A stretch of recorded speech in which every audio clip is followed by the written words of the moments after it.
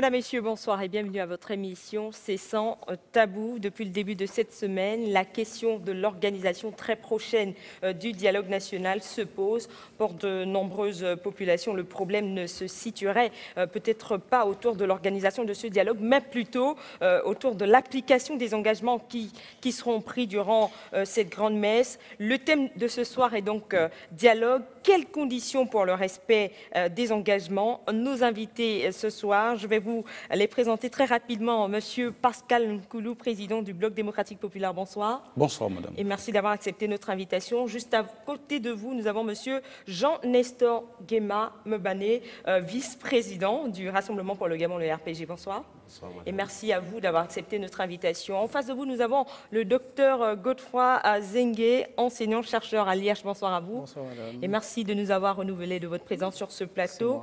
Juste à vos côtés, il y a monsieur Éric Simon-Ziobian. Vous êtes universitaire et bonsoir à vous. Bonsoir. Merci, messieurs, d'avoir accepté notre invitation. Vous aussi, chers téléspectateurs, vous pouvez participer à cette émission via ces différents moyens, par téléphone au 00 241 04 91 97 97, 00 241 04 91 97 97, par messagerie au 8877. Vous pouvez participer par SMS au 8877 ou sur notre page Facebook ou Twitter, C'est sans tabou. Messieurs, nous allons donc tout de suite débuter ce débat, puisque les téléspectateurs s'interrogent. Je le disais au sommaire de cette émission, de nombreuses populations estiment justement que le problème ne se pose pas au niveau du dialogue, mais plutôt la mise en application des mesures qui seront prises durant cette grande messe, ce dialogue. Peut-être cette première question à vous, docteur Godefroy, je me retourne vers vous.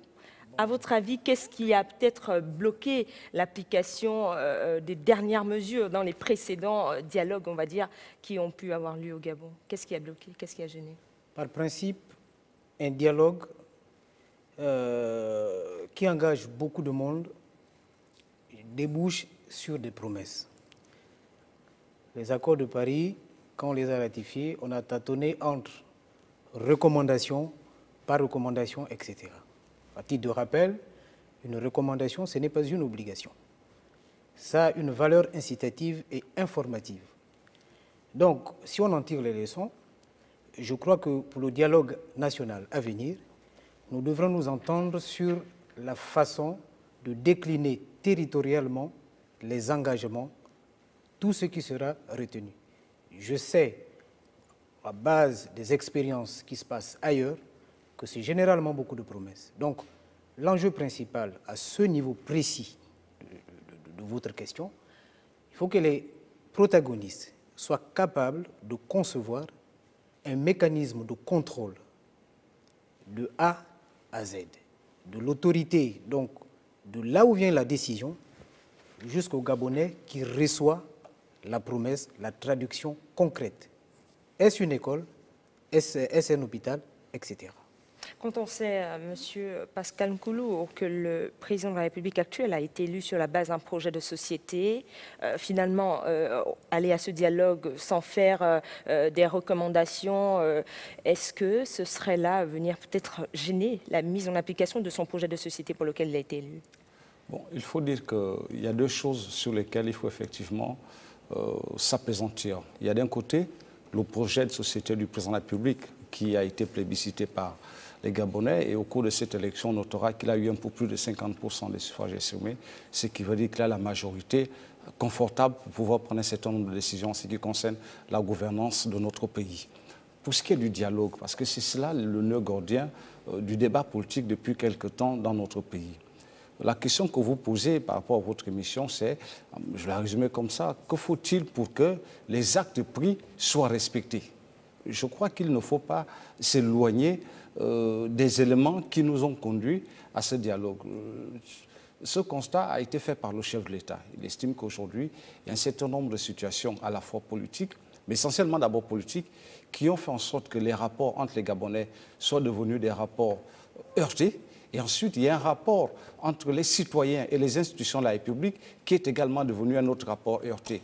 En conséquence, il estime, et ça, il faut le resituer dans le temps et l'espace, il a dit avant d'aller aux élections, il a dit quelques jours après les élections, ça veut dire qu'il y avait une volonté de prendre en compte les préoccupations d'autres généraux des Gabonais. Il a donc invité, il a pensé qu'il était bon qu'une fois sorti donc de cette période trouble électorale, que les Gabonais se mettent ensemble pour discuter de ce qui à la fois unit, mais également divise. C'est-à-dire, un peu sur ce que vient de dire M. Godefroy, le conducteur, je veux dire, le schéma politique électoral dans notre pays. C'est essentiellement cela.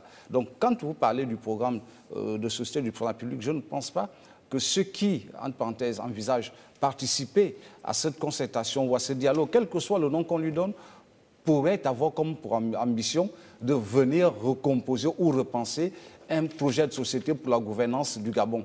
Je crois très humblement qu'il n'en est... Enfin, sauf si les uns les autres ont une façon bien précise d'interpréter, c'est peut-être l'occasion d'inviter le chef de l'État à repréciser, parce que c'est lui qui a l'initiative de cette concertation, c'est lui seul qui peut la traduire sous un format officiel, et naturellement, c'est lui seul qui peut inviter les Gabonais, par voie référendaire, à donner donc un cachet légal aux actes qui auront été posés pour que ces actes s'appliquent à tout le monde. Je crois donc qu'il faut être extrêmement prudent. Depuis que vous avez initié ce débat, les téléspectateurs et moi qui suis très régulièrement votre émission, on écoute les uns les autres aller un peu dans tous les sens. Cette concertation tient lieu sur le format électoral de notre pays qui unit et en même temps divise. Évidemment, autour de cela, on peut y ajouter quelques autres questions institutionnelles, mais c'est essentiellement autour de ce format électoral qu'il va falloir s'asseoir pour que les prochaines élections ne soient pas aussi contestées ou aussi difficiles d'interprétation. Vous êtes en train de dire en filigrane que c'est la question politique qui sera au centre de ces débats, en écartant notamment les questions économiques, sociales, comme le proposaient certains invités sur ce plateau ou même des téléspectateurs? Madame, essayez d'imaginer le temps qu'il faudrait pour que l'on examinât de façon rigoureuse à la fois, je dois dire, le socle social de notre pays. Vous savez, lorsqu'on parle d'école, la question de l'école est une question de choix politique. Un président de la République peut choisir de mettre l'accent sur l'école. Un chef d'État choisit de mettre l'accent sur la route. Un chef d'État choisit de mettre l'accent sur les questions d'infrastructures structurantes, c'est-à-dire l'eau, l'électricité, les barges, tout ça. C'est des choix de gouvernance. On ne peut pas vouloir, au cours d'une concertation qui, en principe, devrait, dans l'espace, durer, on va dire, moi je le vois bien situé entre 2 et 3 semaines, pour arriver à des conclusions. Ça supposerait que si on s'étend sur l'ensemble des questions qui meublent le substrat social gabonais, donc la société gabonaise, il nous faudrait un peu plus, parce qu'il y a quelque chose que je n'ai pas entendu, mais dont beaucoup ne font pas état, c'est-à-dire, lorsqu'on va faire toute cette, je veux dire, grande messe et cet examen, est-ce qu'on tient compte des ressources disponibles? Parce que c'est cela aussi. Est-ce qu'on tient compte des ressources disponibles? Donc, je crois qu'il ne faut pas s'écarter. Ce qui doit être examiné, ce sont les questions liées au schéma électoral dans notre pays qui unit, parce que tout le monde est d'accord qu'il faut revisiter un certain nombre d'actes, mais qui divise sur la façon dont il faut peut-être procéder à l'examen ou qu'est-ce qu'on maintient, qu'est-ce qu'on enlève, qu'est-ce qui reste. Je crois que voilà les questions qui peuvent être raisonnablement discutées par la classe politique pendant 1 ou 2 semaines et ensuite les présenter au peuple gabonais pour que le sceau légal, c'est-à-dire la loi, puisse être prise au fin de protéger cette décision pour qu'elle soit applicable partout. Je me retourne vers vous, Monsieur Jean-Nestor Nguema Mebane. Le regard du RPG quant à ce dialogue national, le RPG ira pour faire des recommandations, c'est ça? Je vous remercie, Madame, d'avoir invité le RPG à travers moi dans cette émission. Avant de poser la question de savoir si le RPG ira à ce dialogue ou pas, je crois qu'il faudrait d'abord examiner pourquoi nous allons au dialogue et pourquoi la situation actuelle nous demande d'aller au dialogue. Je voudrais déjà dire que le RPG est un parti qui prône la non-violence, c'est-à-dire que nous estimons que nous devons résoudre les conflits par le dialogue, par l'échange. Nous n'avons pas d'autres moyens. Vous savez, le prix d'un Kalachnikov nous autres, nous n'avons pas assez d'argent pour acheter les Kalachnikov. Monsieur Jean Nestor, le RPG est un parti pacifique, est un parti qui prône la paix, qui prône le partage. Peut-être un peu rythmer votre intervention pour aider les testateurs à suivre, sinon on aura l'impression que nous sommes en train de parler que pour nous sur ce plateau, s'il vous plaît. Oui. Allez-y. Alors, donc, je disais donc que pour parler de dialogue, il faut d'abord savoir pourquoi, qu'est-ce qui fait en sorte que chaque fois qu'il y a élection, et après les élections, on invite toujours les personnes, les Gabonais au dialogue. Ça, il faut le dire. Les causes de conflit. Les causes sont les causes politiques, les causes sociales, les causes culturelles. On ne va peut-être pas s'étendre là-dessus. Je voudrais dire que, contrairement à ce qui a été dit tout à l'heure par mon voisin, que le dialogue ne doit pas se limiter seulement à la politique. Je crois savoir qu'à un moment donné, le ministre Nzouba avait fait une déclaration au niveau du Conseil national de la démocratie, dans laquelle le chef d'État invitait, promettait le dialogue sur toutes les questions liées à la nation. Toutes les questions liées à la nation. Et vous savez que la source des conflits, il n'y a pas que les questions politiques, il y a aussi les questions sociales, il y a aussi les questions culturelles.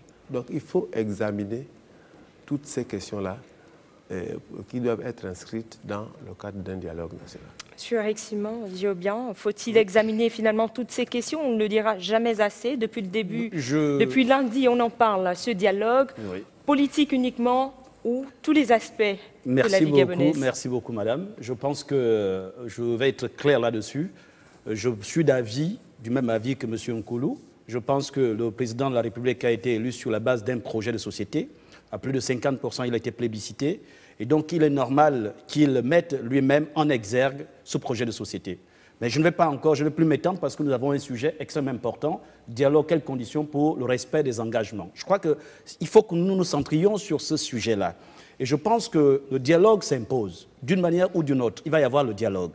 Et si jamais il y a dialogue, que faut-il pour que les engagements qui seront pris durant ce dialogue soient totalement respectés? Je pense qu'il faut au préalable, c'est-à-dire en amont, commencer par instaurer un climat de confiance. Et ce climat de confiance passe d'abord par un acte de repentance et un acte de réparation. Il faut qu'au cours de ce dialogue, avant que toutes les discussions, notamment concernant les questions politiques ou sociales, je n'en sais rien, soient abordées, il faut impérativement que les acteurs politiques demandent pardon au peuple gabonais, qu'ils se mettent à demander pardon parce que depuis 1960 jusqu'à aujourd'hui, nous avons échoué. Nous avons échoué parce que nous n'avons pas su développer ce pays. Et personne ne doit se mettre dans la peau d'accuser l'un ou l'autre ou d'accuser les autres. Il faut que chacun se reconnaisse. Et là, je profite parce que j'ai en face de moi monsieur le vice-président du RPG pour revenir sur leur notion de la tétravalence. D'après monsieur le président Paul Mbabessol, la tétravalence est une théorie qui consisterait à faire avec tout le monde en même temps. Mais je voudrais signaler que cela a déjà été vu depuis 1960. Le Gabon a été toujours gouverné par tout le monde. En 90, après les années 93-94, c'est ce qu'on a vu au sortir des accords de Paris où on pioche à gauche et à droite et on forme des gouvernements d'union nationale. Ou d'ouverture. Ou d'ouverture. On en a marre. Je crois qu'il faut revenir aux fondamentaux. Il faut revenir simplement, et je le dis, qu'il faut revenir surtout sur ce qu'il dit, sur ce que dit le père Paul Mbabessol, sur la position binaire. Ça permet de redéfinir les choses. Parce que si l'opposition s'oppose, elle va se donner les moyens de proposer. Et si la majorité gouverne, elle se donnera les moyens de gouverner. Et donc, il faut justement, et là j'épouse la pensée de M. Godefroy Nzengue tout à côté, il faut un mécanisme de contrôle. Vous imaginez un pays où on donnerait les possibilités à l'opposition de s'opposer en lui donnant les moyens financiers pour qu'elle s'oppose, en lui donnant un statut particulier, bon, peut-être pas en termes d'avantages financiers, mais un statut qui lui permet justement d'exercer pleinement son exercice, ça permettra à notre démocratie de vivre. Or, si vous mélangez vous dirigez les uns avec les autres, vous continuez. Il va y avoir toujours cette façon de vivre par procuration, par usurpation, parce qu'en réalité, on a comme l'impression que dans ce pays, il suffit seulement de commencer à se mettre dans la rue et insulter le président de la République, à s'opposer depuis 1990 pour intégrer un gouvernement. Et qu'est-ce que ça donne? Ça donne un Méli-Mélo qui, malheureusement, ne répond en aucune manière aux attentes de la population gabonaise. Donc, il faut que, avant que les gens se mettent, avant que les différents acteurs se mettent à parler politique ou autre chose, qu'ils se mettent d'abord à faire l'acte de repentance et de réparation. Il faut qu'ils disent au peuple gabonais. Et vous, je peux vous assurer, madame, que si cela se fait, ça permet justement au peuple de savoir que c'est pour eux qu'ils vont travailler. Nous nous excusons, nous avons commis des erreurs, et même pour la crise que nous sommes en train de traverser. Pourquoi est-ce que nous serons toujours en train de nous accuser mutuellement? Dire que c'est la faute à tel, c'est la faute à tel autre, alors que nous savons que toute cette classe politique gabonaise, depuis 60 ans, est responsable. Donc, personne n'est totalement blanc, personne n'est totalement rouge, tous ont une part de responsabilité. Donc, pour moi, il faut commencer par poser cet acte-là qui serait symbolique, où la classe politique gabonaise se met ensemble pour dire « nous nous excusons ». Deuxièmement, je finis, s'il vous plaît. Allez-y, parce que sinon après... Deuxièmement, je pense qu'il faut continuer par, à partir de maintenant, il faut faire ce qu'on peut appeler un travail de pédagogie quant au respect de la loi. Parce que ce qui, malheureusement, depuis 1990, dérange dans ce pays, c'est que nous avons un mauvais rapport à la loi. Nous ne savons pas respecter les lois que nous prenons. Parce que simplement, nous nous contentons des bienfaits. Lorsque ça nous arrange, la loi doit nous arranger. Et lorsqu'elle ne nous arrange pas, on est mécontent. Et donc, il faut commencer par là. C'est-à-dire que les responsables politiques, aujourd'hui, doivent impérativement parler les yeux dans les yeux au peuple gabonais pour dire désormais, il nous faut respecter la loi. Je termine en disant que je ne suis pas content de la manière dont les choses peuvent être faites. On voit parfois sur les plateaux de télévision des gens qui se mettent à insulter la République, qui se mettent à insulter le président de la République ou qui maltraitent l'institution, la première institution de notre République. Lorsqu'on manque de respect à cette première institution, ça vous simplement dire que le rapport à la loi est totalement faussé. Donc, voilà les préalables dans cette discussion, instaurer un climat de confiance qui permet justement de discuter d'égal à égal en termes de confiance, parce qu'il ne serait pas bien d'y aller dans le soupçon mutuel. Docteur Godefroy, que pensez-vous de cette proposition, acte de repentance et de réparation? À quoi cela pourrait-il servir finalement? Bon, mais vous savez, dans le fonctionnement d'une entité... Peut-être dans les églises.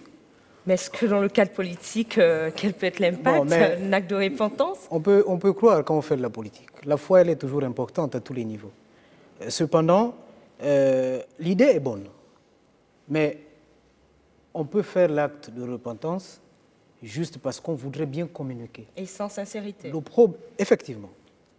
Le problème quand on discute avec nos compatriotes, il ne faut pas nier, là on parle de la crise politique, mais il y a une crise pluridécennale, c'est-à-dire qui date depuis les années 60, comme vous l'avez soulevé, c'est qu'il ne faut pas se mentir, les Gabonais n'ont pas tout à fait confiance en leur leader politique. On se sent comme trahi, parce que, vous l'avez rappelé, la disproportion entre les moyens dont dispose ou disposait notre pays et le niveau de développement nous conduit à inévitablement désigner des responsables, c'est-à-dire ceux qui gouvernent. Et puisque nous ne sommes pas contents de notre niveau de développement, il y a une crise de confiance, exacerbée à un moment par une sorte de panurgisme autour de certaines propositions. Je reviens toujours sur les accords de Paris, entente entre le personnel politique, qui a échoué. Résultat majeur, il y en a d'autres. Conséquence majeure, c'est qu'on met tout le monde dans le même sac. Finalement, on ne fait plus confiance on n'a plus confiance en personne. Ça veut dire que si on essaie de résumer oui. pour aider les testateurs, la conférence nationale de 90, les accords de Paris de 94, les accords d'Arambo de 2006 n'ont rien apporté ou rien changé au quotidien des Gabonais? Mais moi, je voudrais qu'on me sorte des exemples concrets. Il y a eu des négociations pour améliorer le code électoral. Ce code électoral a été retoqué par la suite de façon subtile. Ce n'était pas tout à fait ce que l'opposition à l'époque avait proposé. Et forcément, évidemment, je veux dire, le président de l'époque avait le droit d'amender, puisque celui qui a le mandat, c'est lui qui a la légitimité populaire, c'est lui qui a le pouvoir. On arrive là, les opposants disent qu'il faut encore réviser ce code électoral, ajouter autre chose. Les mécanismes, je disais hier, de transmission des résultats, de surveillance, la composition de la CENAP, la composition même de certaines institutions, les membres de certaines institutions, telles la Cour constitutionnelle. Donc, on est toujours dans une perpétuelle insatisfaction et il faut traiter ce problème. Je ne refuse pas. Hier, j'ai ajouté qu'il fallait, au-delà des questions politiques, ajouter les questions sociales. Moi, j'ai plutôt une préoccupation que je me permets, en respectant votre proposition, de mettre devant. Il y a eu des morts, aussi bien ceux qui nous protègent, c'est-à-dire les forces armées, que les civils. Il faut d'abord, avant tout, indemniser ces familles endeuillées. D'abord ça. Tout ce qu'on fait là, c'est pour l'homme. Et rien ne vaut la vie humaine. D'abord l'indemnisation des victimes. La repentance, c'est bien. Mais un engage... C'est pour cela que je propose la réparation. Voilà. Il y a la repentance. Il ne suffit pas seulement de se repentir, mais il faut réparer. Il faut réparer. Justement, ça veut dire que les hommes politiques qui ont eu à commettre, mais tous d'ailleurs, autant que nous sommes, y compris moi-même, que si j'ai détourné 50 000 francs quelque part, que je reprenne 25 000 francs que je donne au peuple pour dire... Parce que surtout que nous traversons une crise. Et personne n'ignore. Et aujourd'hui, il me serait difficile que ceux qui se sont enrichis dans ce pays viennent nous dire que cet argent-là, ils l'ont gagné 1 million par mois. Si on calcule même en 20 ans, vous ne pouvez pas avoir 300 millions dans les poches. Ce n'est pas possible. Non. Ce n'est pas possible. Ça veut dire que quelque part, il y a eu il y a eu malversation.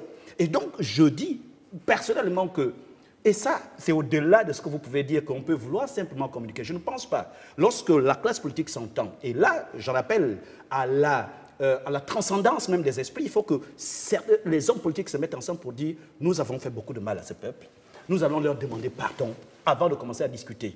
Et vous imaginez, je termine, vous imaginez un seul instant, un opposant qui sait que si jamais, après, au sortir de la conférence, du dialogue en question, il ne va pas prétendre un poste ministériel parce que c'est interdit. Ça serait une bonne chose. Mais si vous leur laissez la possibilité d'intégrer le gouvernement national... Donc des mesures déjà pour disqualifier certaines personnes. Donc ça veut dire qu'il faut s'opposer, c'est pour ça que j'ai dit il faut donner les possibilités à l'opposition de vivre correctement, d'être indépendante et d'exercer pleinement son pouvoir. Or, si vous intégrez le gouvernement, si vous savez qu'au sortir du dialogue, vous allez intégrer le gouvernement, il va sans dire que vous n'allez pas surveiller. Vous n'allez même plus. La seule chose qui vous intéressera, c'est vous-même. Et c'est pour cela que les accords ont échoué depuis là. Monsieur Nkoulou. Autant je suis d'accord sur un certain nombre de points abordés par M. Éric Simon-Jobian et M. Godefroy, autant je dois très rapidement revenir sur l'essentiel. L'essentiel de ce que les Gabonais attendent, c'est d'avoir des dirigeants qui prennent leurs responsabilités. Vous dites depuis un moment que les actes manquent de sincérité. En fait, non, personne n'a assumé des responsabilités réelles dans ce pays. La preuve, c'est que quelle que soit la nature de la crise, qu'elle soit d'ordre social, d'ordre politique, quels sont ceux qui vous disent les différentes propositions en termes d'actifs pour résoudre ces différents problèmes? Ça fait 40 ans que l'école gabonaise est malade. Combien de ministres de l'Éducation nationale on a eu? On a eu des journées, on a eu ce qu'ils ont appelé les États généraux de l'éducation. C'est des fourre-tout. Je crois qu'il faut aller à l'essentiel. Nous sommes dans une république. Dans une république, quand vous volez, vous allez en prison, M. Éric Simon-Jobian. Dans une république, on n'a plus besoin de repentance. On a besoin de repentance, c'est un acte moral. Mais vous avez des gens qui, pendant 42 ans, pillent au Gabon et, en l'espace de 6 mois, se réveillent et disent aux Gabonais, rien ne va, le pays va mal. C'est-à-dire, on a donc des acteurs politiques, pour la plupart hypocrites. Je crois que ce qui s'est fait dans ce pays, de façon naturelle, c'est que ces hommes ont été mis de côté. Et je suis d'accord avec vous quand vous dites qu'il faut les sortir du champ politique, parce qu'ils ne respectent rien, à commencer par les propres actes qu'ils ont posés. Parce que lorsqu'on parle aujourd'hui du code électoral qui heurte, je suis d'accord avec M. Godefroy, les vrais opposants, où sont-ils? Les entend-on? Est-ce qu'on les entend? Ce sont ceux qui, il y a presque 3, 4, 5 ans, estimaient que le code électoral est impeccable, il faut l'appliquer en l'État. Ceux qui l'ont défendu bec et ongle, ceux qui nous ont commenté l'élection présidentielle à un tour, vantant tout ce qu'il y avait de bien dans ce processus, qui aujourd'hui, comme par enchantement, se réveillent et disent « le format est faux ». Je crois qu'il faut aujourd'hui que les Gabonais prennent leurs responsabilités en demandant au président de s'en tenir au format républicain. Voilà ce qui sauvera le Gabon. Voilà ce qui sauvera les enfants du Gabon. Une fois que la loi aura été prise par voie référendaire, tous ceux qui ne respecteront pas les actes de la République, leur place est en prison. Vous savez, si nous ne sortons pas du format qui est à la fois un peu moral, un peu culturel, ou les grands, ça n'existe pas dans une république. Il n'y a que des citoyens. Peu importe le nombre d'années que vous faites dans une institution, si vous détournez de l'argent, vous terminez en prison. Si vous commettez un acte répréhensible, c'est en prison que vous allez. Cette affaire, les anciens, les grands, qu'est-ce qu'on va faire d'eux? Ça n'existe pas. D'ailleurs, qui est ancien, qui est grand? Au regard de la situation, comme le disait M. Godefroy, dans laquelle se trouve notre pays. Où sont-ils donc? Je voudrais dire que les questions sociales doivent être exclues de cette concertation. Simplement pourquoi? Parce que ce sont les actes de gouvernance. On ne peut pas. En tout cas, en ce qui concerne le BDP, il serait quand même difficile, monsieur Nkoulou, que vous reveniez. Il serait difficile que vous reveniez. 2 secondes, juste pour vous rappeler. Il serait difficile que vous reveniez pour mettre tous ceux qui ont détourné de l'argent dans ce pays en prison. Non. C'est pour ça qu'il faut commencer quelque part pour instaurer un climat de confiance entre tous. Et donc, essayer de faire une sorte de conférence entre les gens pour que les gens se discutent réellement. Ces discussions fausses que j'appelle des accolades entre vieux camarades n'aident pas le Gabon. Parce que tout le monde sait. En 1994, il y a eu les accords de Paris, il y a eu les accords d'Arambo. À chaque fois, on va d'accord entre les camarades. Je suis d'accord avec vous à ce niveau. Une bourgeoisie comprador. Vous semblez être tous deux d'accord, messieurs, vous semblez tous deux vous compléter. Je suis d'accord avec vous. Je vais donner la parole aux testateurs pour savoir s'ils sont d'accord avec vous sur ce plateau. Je voulais terminer rapidement pour dire quelques mots. Il faut qu'on intègre rapidement le format républicain. C'est pour ça que les questions sociales, il faut les laisser à la responsabilité du chef de l'État pour qu'il soit jugé sur ses engagements. Sinon, on va avoir une présidence de camarades. Il y a des testateurs qui souhaitent réagir. Qui ne pense plus rien, nous allons donner la parole au testateur. Je suis d'accord avec vous. Il faut qu'il assume. Nous allons donner la parole au testateur et je reviens vers vous, monsieur Jean-Nestor Guéma Mebané. Madame, messieurs, bonsoir. Bonsoir. Je viens pour intervenir sur le problème de ce dialogue. On parle tellement du dialogue, or nous avons normalement une crise politique, post-électorale politique. Donc nous devons tous se mettre ensemble pour pouvoir parler de ce problème politique. Et pour cela, il faudrait que tous les acteurs politiques puissent s'asseoir. Nous avons une crise. Et pour régler cette crise, moi je ne crois pas que le peuple a mandaté tous les hommes politiques qui vont venir pour dialoguer. Parce qu'après le peuple ne va pas se reconnaître là-dedans. Nous avons le même problème en 90 et en 93. Il ne faudra pas qu'on retombe dans les mêmes problèmes, dans les mêmes travers. Ce que je dis encore ce soir, c'est que nous devons tous mettre ensemble les bases politiques. Parce que c'est la politique qui gère l'économie, la santé, le social et tout ce qui va avec. Tant que le problème politique ne s'est pas réglé, la limitation de mandat, le délai, la limitation de mandat, le nombre, la durée du mandat, et que ça s'applique au président actuel maintenant, afin qu'il ne puisse plus doubler d'autres mandats. C'est ça, c'est clair, net et précis. On ne peut pas manger le bois à mettre pour comprendre ça. Je vous remercie. Monsieur, pour votre contribution, nous allons rapidement prendre un autre testateur. Bonsoir. D'accord. Je voudrais normalement intervenir sur les points qui fâchent et qui semblent nous amener à ce dialogue. Moi, j'étais petit en 1990 et 1994. Je me souviens qu'il y a eu une conférence nationale en 1990. Et puis, en 1994, il y a eu ce qu'on appelait les accords de Paris. Alors, monsieur le président actuel était, bien sûr, aux accords de Paris. Bon, maintenant, les points qui fâchent. Pourquoi les résolutions qui ont été tirées des accords de Paris n'ont pas fait objet de respect? Notamment ce que moi j'appelle les deux limites. Donc, la limitation de la durée des mandats et puis la limitation du nombre des mandats. Alors, pourquoi cela n'a jamais fait objet de respect? Pourquoi cela n'a jamais été respecté? Donc, c'est une question. Je pense que les points qui fâchent, le pouvoir en face reconnaît ces points. Et le pouvoir en face, logiquement, on n'a vraiment pas besoin d'appeler les Gabonais à dialoguer pour pouvoir remettre simplement en application les résolutions issues des accords de Paris de 1994. Parce que sur le plan politique, c'est cela d'abord qui fâche. Et puis après, je pense que les Gabonais aspirent aussi une alternance. Et nous allons prendre peut-être un dernier testateur, monsieur ou madame. Bonsoir. Oui, bonsoir. Alors, dialogue, quelles conditions pour le respect des engagements? Alors, la condition, pour ma part, je dirais d'abord que avant même qu'il y ait dialogue, il faut que le président prenne des décisions fortes. Il faut que le président dise au peuple qu'il va ne serait-ce que changer certaines personnalités qui ont mis du temps, qui ont géré longtemps de grandes institutions, telles que la Cour constitutionnelle. Il faut qu'un temps soit peu, les Gabonais sentent qu'il y a un changement quelque part. Parce que c'est les mêmes, la classe politique ne change pas. Si les gens sont sceptiques à ce dialogue, c'est tout simplement parce qu'on a l'impression qu'on va revoir les mêmes choses, accords de Paris, accords d'Arambo. Et c'est les mêmes depuis 1991 qui sont par exemple à la Cour constitutionnelle, c'est les mêmes visages. Il faut d'abord des décisions fortes pour qu'on croit à ce dialogue-là. Voilà ma participation. Monsieur, pour votre contribution. Alors, Monsieur Jean Nestor, l'un des testateurs parlait tout à l'heure du choix et de la qualité peut-être des participants ou des leaders qui prendront part à ce dialogue. Il estime peut-être que les précédents n'ont pas vu matérialisation des décisions parce que les leaders qui sont allés manquaient peut-être de légitimité ou ne sont pas allés avec sincérité.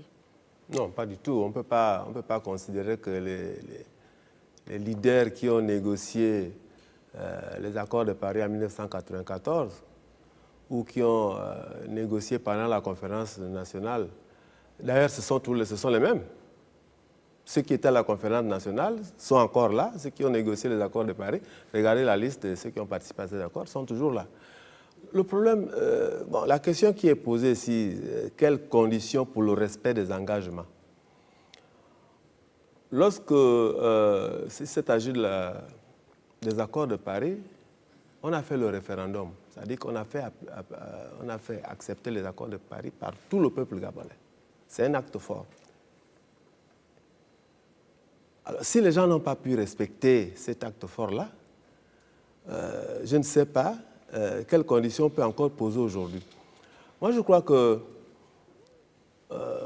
ceux qui disent que le dialogue doit se résumer tout simplement à la réforme institutionnelle. Moi, je dis que c'est plus profond que ça. Parce que si c'est la réforme institutionnelle, si c'est pour modifier le nombre de mandats ou bien la durée du mandat, ou bien, je ne sais pas, le code électoral, on peut se référer à la Constitution de 1991, on peut se référer aux accords de Paris qui ont dit un certain nombre de choses, de réformes. Nous avons négocié les accords d'Arambo. Il y a beaucoup de choses comme ça où on a négocié, mais des choses qui sont restées comme ça parce que personne ne voulait appliquer ces résolutions-là. Donc, et puis, moi je pense que lorsque le président de la République dit un dialogue sans tabou, c'est très profond. Parce que si ce n'était pas profond, si on ne doit pas tenir compte des autres aspects, eh bien, le PDG a une majorité à l'Assemblée nationale. On n'a pas besoin de dialogue pour faire des réformes. On n'a pas besoin de dialogue. Il suffit que le gouvernement dise, bon écoutez, moi je vais faire des réformes sur tel texte au niveau institutionnel, au niveau de la Constitution. Ils ont la majorité, ils peuvent faire ces réformes sans aucun dialogue, sans faire le dialogue. Alors, le dialogue, faudrait-il faire intervenir la communauté internationale? On l'entend dans la bouche de certains citoyens, finalement. Oui, bon, communauté internationale... L'Union africaine, madame, les Nations Unies. Non, ce n'est pas ça le plus important. Le plus important, c'est qu'il faut que les Gabonais se parlent entre eux. Il faut qu'ils discutent de leurs problèmes. Et en discutant de leurs problèmes, en se parlant entre eux, ils vont trouver des solutions. Monsieur Jean Nestor, je reprécise la question que je posais à l'entrée au sommaire de cette émission. Je disais que certaines populations estiment que le problème ne se situe pas au niveau de l'organisation du dialogue.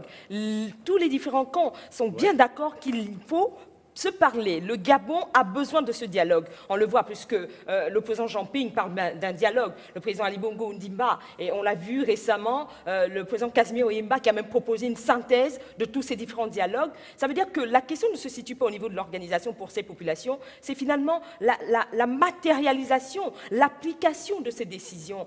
Quelles conditions pour le respect des engagements? Je vous repose la question. Vous dites bien un dialogue. Moi, je parle du dialogue. C'est-à-dire que M. Ping, avec son équipe, propose un dialogue. le président de la République propose un autre dialogue. Ce n'est pas ça, ce n'est pas ce qu'on veut. On veut que les gens, tous les Gabonais se parlent. Donc il faut que tous les Gabonais se parlent. Donc, il faut qu'on arrive, à faire en sorte que tous les Gabonais se parlent. C'est ça le dialogue. Parce que si on veut que les gens se parlent, c'est parce que quelque part, il y a un conflit, il y a des conflits latents. Donc il faut résoudre par la parole. Oui, écoute, moi je suis vraiment débité par cette histoire du dialogue. Le président de la République a été précis. Il ne faut pas traîner nos concitoyens dans une histoire de conte de fête qui a un début mais qui n'a jamais de fin. Parce que quand il dit qu'il faut que les Gabonais se parlent, ça ne veut absolument rien dire. Il faut que les Gabonais retrouvent la confiance en la loi. Ça veut dire qu'il faut que la loi soit appliquée. Le problème de désamour ou de désunion qui est entre le Gabonais et les institutions de la République, c'est du fait que la loi gabonaise ou les lois au Gabon ne sont pas appliquées.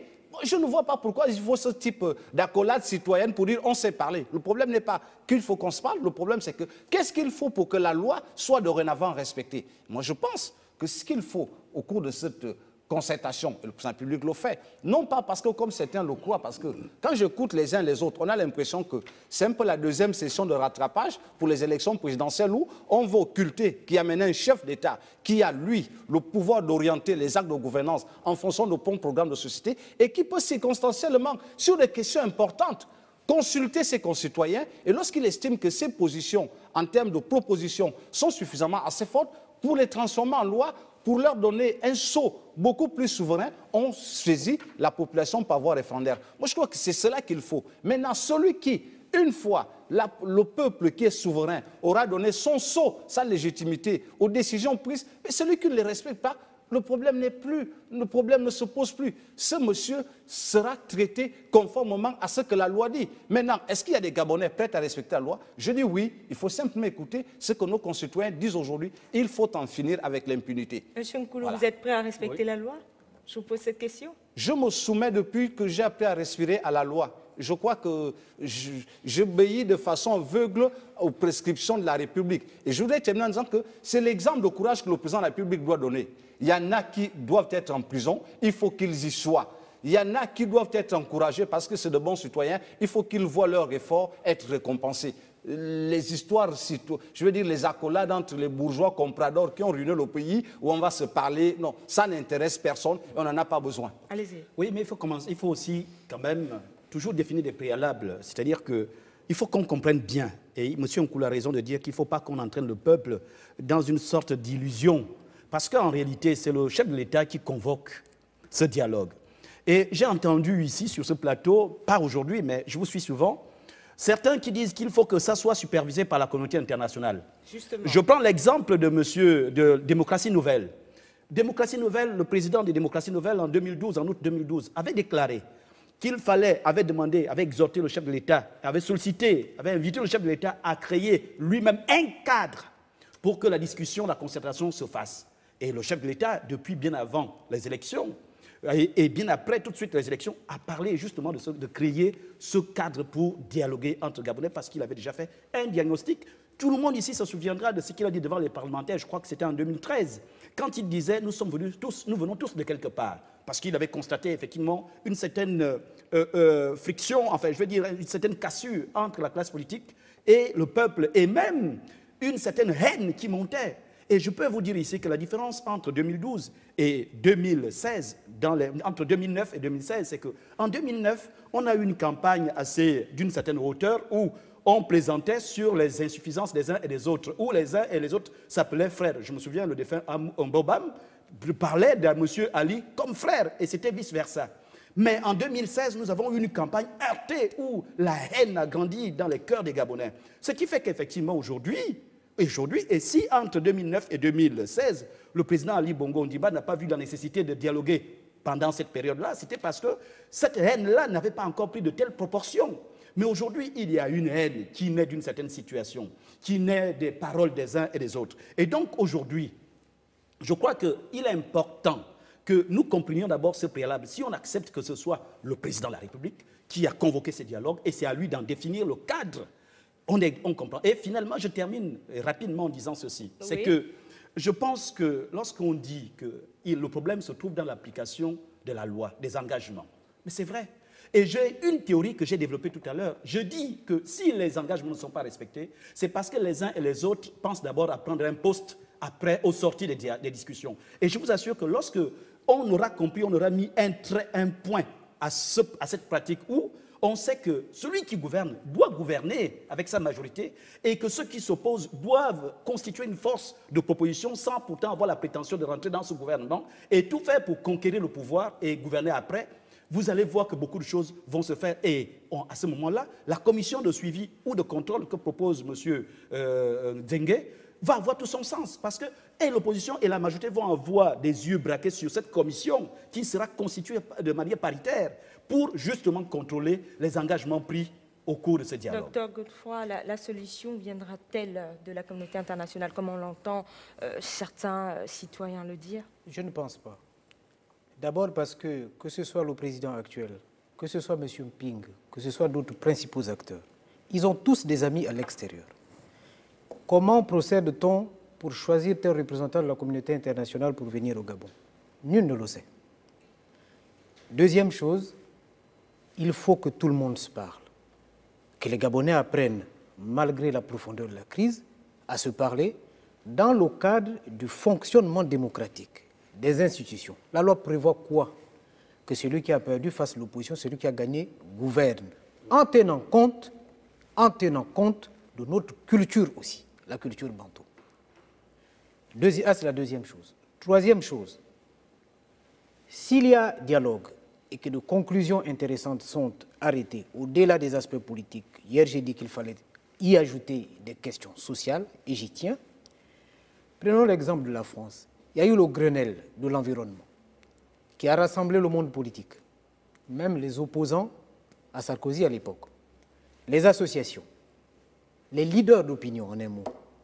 Pour appliquer ce qu'on a arrêté au Grenelle de l'environnement, on a mis en place un comité de surveillance qui harmonise, qui surveille, qui alerte quand les choses patinent. C'est une sorte d'hérésie par rapport au fonctionnement institutionnel. Mais au Gabon, qui pourrait composer ce comité? On a des personnes... À titre personnel, oui, des membres de la majorité, certains leaders d'opposition qui veulent bien y participer, et les membres de la société civile, qui doivent faire des rapports chaque 6 mois. Et pour les questions sociales qui m'intéressent particulièrement, je souhaiterais par exemple, c'est un vœu, que le président de la République, puisqu'il a un volet social dans son programme, après avoir fait un diagnostic que tout le monde peut vérifier sur le terrain, par exemple, du nombre d'hôpitaux dans le pays, il dit dans 3 ans, à l'intérieur du pays, je vais en ajouter 10. C'est un chiffre que je donne comme ça. Ce comité va vérifier si effectivement, au-delà du Parlement qui contrôle l'action de l'exécutif, je dis bien nous sommes dans une sorte d'hérésie institutionnelle. C'est-à-dire qu'on sort un peu des institutions, mais c'est nécessaire, c'est un mal nécessaire. Quand on nous traite de ceci ou de cela, nous savons ce que nous voulons. Aussi vrai qu'on parle de crise de confiance aux hommes politiques, aussi bien qu'on reconnaît qu'ils ne travaillent pas comme le peuple le souhaiterait, pourquoi ne pas se permettre certaines choses qui nous permettent de surveiller l'action de l'exécutif? Donc le monde associatif aura son droit de regard. Les autres, certaines personnes de l'opposition seront membres de ce comité et les représentants de la majorité. Là-dedans, c'est un cadre toujours démocratique, mais cette fois-ci, qu'on donne les moyens à ce comité de suivre pas à pas la traduction territoriale de ces engagements, département par département, village par village. Moi, je vais vous dire une chose, et je ne fais pas de régionalisme ou quoi que ce soit. J'ai vécu près de 15 ans hors de ce pays. Pour aiguiser ma curiosité, puisque c'est l'État qui m'a envoyé là-bas. Quand je reviens, la première fois que j'ai remis pied chez moi et faire le tour de mon département, c'est-à-dire des villages, il s'agissait de distribuer des médicaments. Ces gens ont vécu pendant 7 ans ou plus sans voir un seul carton de médicaments arriver. Il a fallu l'intervention de certains responsables politiques que je ne voudrais pas citer ici parce qu'on me dirait que je fais leur publicité. Donc c'est pour vous dire que quand on lorgne le Gabon profond, ce qui se passe là-bas, c'est assez dramatique. Ça veut dire que toutes les décisions qui seront prises dans le cadre de ce dialogue doivent impacter le plus grand nombre, surtout l'arrière-pays. Retournons les choses comme nous voulons. Dialogue de ceci, tel ou tel. Monsieur Pingali peuvent même parler aujourd'hui et même tous les jours. Mais ça nous apporte quoi si jamais le social, l'économie ne décolle pas? Honnêtement, pour parler de façon triviale, les Gabonais s'en foutent. Nous, on veut des actes sur le terrain qui changent notre vie. Ce dialogue, C'est aussi simple. Nous allons essayer de prendre au moins un téléspectateur. C'est important, mais il faut que ce qu'on y arrête arrive au fin fond, aux quatre coins du pays et que ça change la vie des Gabonais. Et peut-être un téléspectateur avant le dernier tour de table, messieurs, sur ce plateau. Pour résoudre ces problèmes. On Un ne peut pas le téléspectateur. faire dans le cadre de ce dialogue. La pression doit être augmentée. Le Parlement contrôle l'action du gouvernement, certes, mais que la société civile et une certaine opposition fassent aussi leur travail. La surveillance et le plus de pression. Je termine, madame. Et constitue une force de proposition. Alors, nous allons prendre au moins un téléspectateur avant de faire le dernier tour de table. Monsieur ou madame, bonsoir. Bonsoir. En fait, je pense que hier, le sujet d'hier, ils ont pleinement débattu sur le fait que les conditions sociales ou spéciales politiques. En fait, moi je pense que ça a été dit hier. On a vu, il y a un monsieur qui est passé à la télé hier, il a bien expliqué le fait que le social, il y a un gouvernement d'Ali Bongo, on l'a voté à base d'un projet de société. Après cela, il n'a qu'à lui-même contribuer à l'applicabilité, bien veiller à l'applicabilité, à l'applicabilité des membres de son gouvernement. Repartir au dialogue national pour aller parler du social, je pense que c'est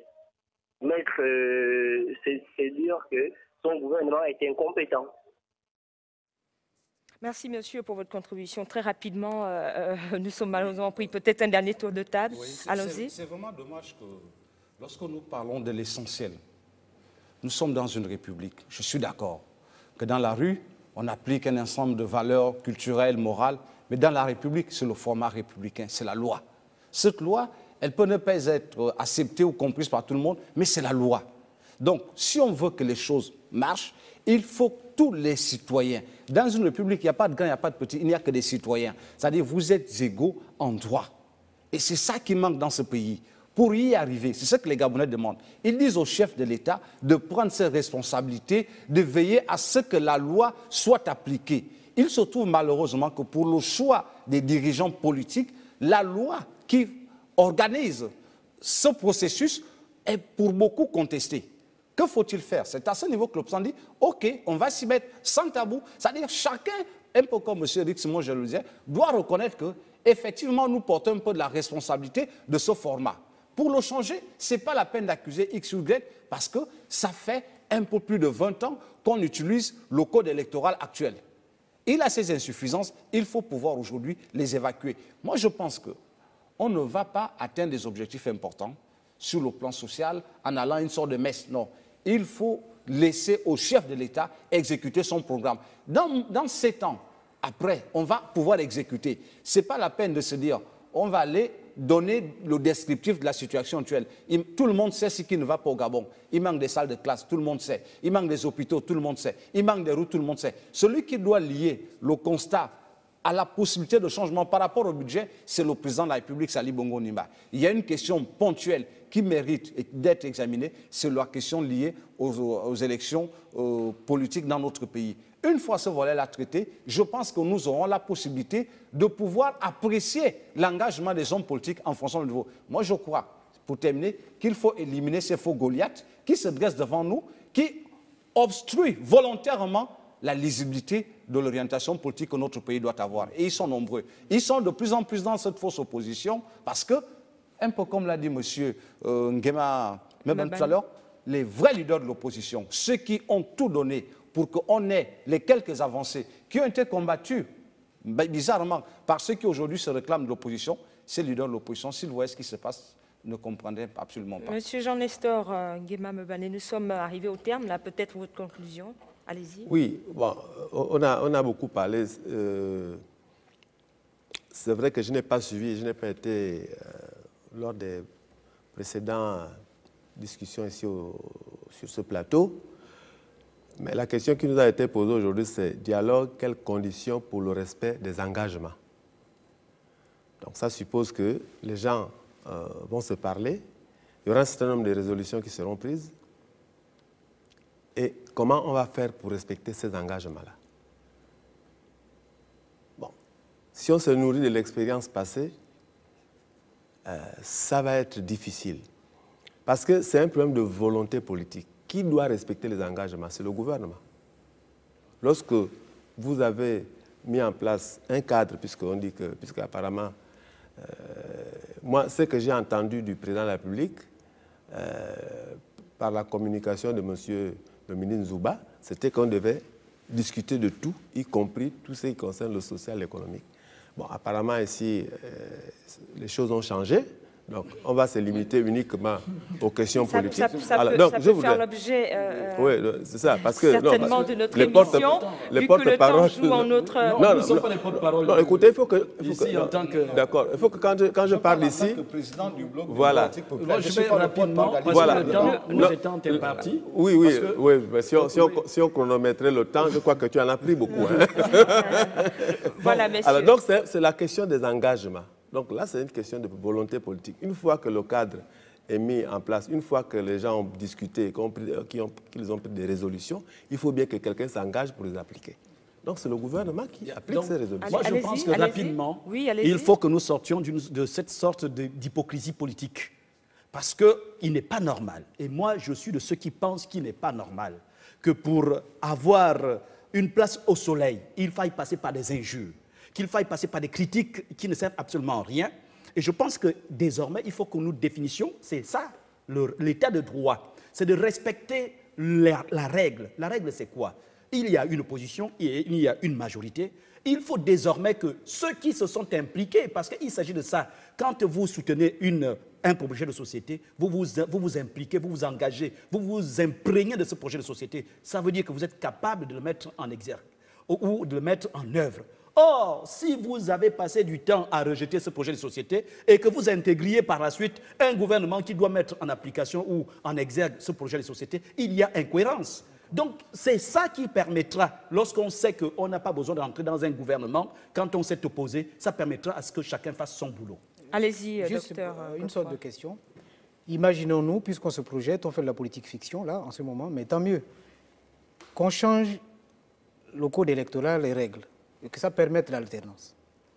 Celui qui arrive au pouvoir peut ne pas travailler. On sera à la case départ, c'est-à-dire les questions sociales, etc., non résolues.